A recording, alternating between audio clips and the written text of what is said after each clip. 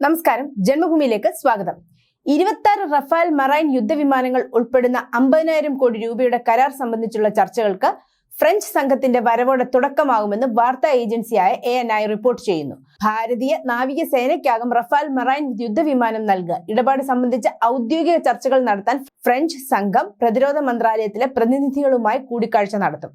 പ്രതിരോധ വ്യവസായ മന്ത്രാലയങ്ങളുടെ കീഴിലുള്ള ഉപകരണ നിർമ്മാതാക്കളായ ദസാൾട്ട് ഏവിയേഷൻ, തെയിൽസ് എന്നിവയുൾപ്പെടെയുള്ള കമ്പനികളിലെ ഉദ്യോഗസ്ഥരും ഫ്രഞ്ച് സംഘത്തിൽ ഉൾപ്പെടും. പ്രതിരോധ സംവിധാനങ്ങൾ ഏറ്റെടുക്കുകയും വിന്യസിക്കുകയും ചെയ്യുന്ന ഡിഫൻസ് അക്വിസിഷൻ വിങ്ങിലെ ഇന്ത്യൻ നാവികസേനയിലെയും അംഗങ്ങളാവും ഇന്ത്യൻ സംഘത്തിൽ ഉൾപ്പെടുന്നത്. പ്രാരംഭ ചർച്ചകൾക്ക് ശേഷം ഈ വർഷം അവസാനത്തോടെ കരാറിൽ ഒപ്പുവെക്കുമെന്നാണ് വിവരം. നാവികസേനയുടെ 2 വിമാനവാഹിനി കപ്പലുകളായ റഷ്യൻ വംശജനായ INS വിക്രമാദിത്യ, തദ്ദേശീയമായ INS വിക്രാന്ത് എന്നിവയിൽ നിന്നാണ് വിമാനം പ്രവർത്തിപ്പിക്കുകയെന്ന് പ്രതിരോധ വ്യവസായ ഉദ്യോഗസ്ഥരെ ഉദ്ധരിച്ച് റിപ്പോർട്ടിൽ പറയുന്നു. പ്രതിരോധ വ്യവസായ മന്ത്രാലയങ്ങളുടെ കീഴിലുള്ള ഉപകരണ നിർമ്മാതാക്കളായ ദസാൾട്ട് ഏവിയേഷൻ, തെയിൽസ് എന്നിവയുൾപ്പെടെയുള്ള കമ്പനികളിലെ ഉദ്യോഗസ്ഥരും ഫ്രഞ്ച് സംഘത്തിൽ ഉൾപ്പെടും.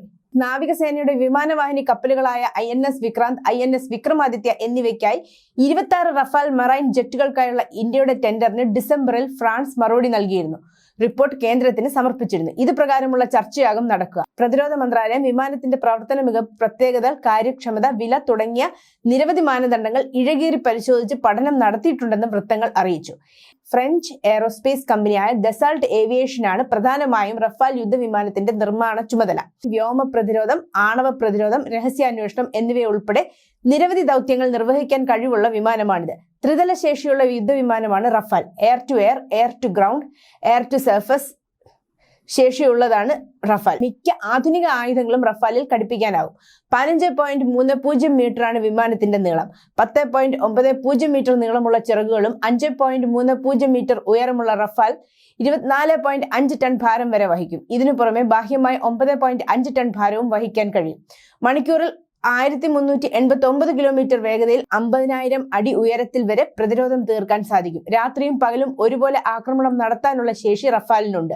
ലിബിയയിലും സിറിയയിലും ആക്രമണം നടത്താൻ ഫ്രാൻസ് ഉപയോഗിച്ചതും റഫാൽ ആയിരുന്നു. വാണിജ്യ ഓഫറും മറ്റ് കരാർ വിശദാംശങ്ങളും ഉൾപ്പെടെ ഫ്രഞ്ച് ബിഡ് ഇന്ത്യൻ ഉദ്യോഗസ്ഥർ അവലോകനം ചെയ്തു. ഗവൺമെന്റ് ടു ഗവൺമെന്റ് കരാറായാണ് ചർച്ചകൾ നടക്കുക. റിപ്പോർട്ട് അനുസരിച്ച് നാവികസേനാ മേധാവി പദ്ധതിയുടെ സമയക്രമം വേഗത്തിലാക്കാൻ തന്റെ ടീമിന് നിർദ്ദേശം നൽകിയിട്ടുണ്ട്. News desk, Janmabhumi.